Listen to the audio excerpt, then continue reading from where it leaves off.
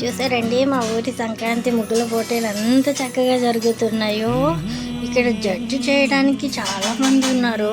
అందులో ఇలా తిరుగుతూ వాకింగ్ చేసుకుంటూ కామెంట్స్ చేసి పిచ్చి కామెంట్లు చేసే వాళ్ళు కూడా చాలామంది ఉన్నారు. ఇక్కడ ఒక అబ్బాయి పెట్టాడు, ఓడియమ్మ బంటి ముగ్గు పెట్టాడు. ఇంకొక అబ్బాయి ఇంకా విచిత్రంగా పెట్టాడండి. చూడండి, ఈ ముగ్గుకు కనుక ప్రైజ్ ఇవ్వకపోతే వాళ్ళ పేరు కింద రాస్తాడంట. మేమంతా నవ్వుకున్నాము. ఇది వెరైటీగా ఉంది.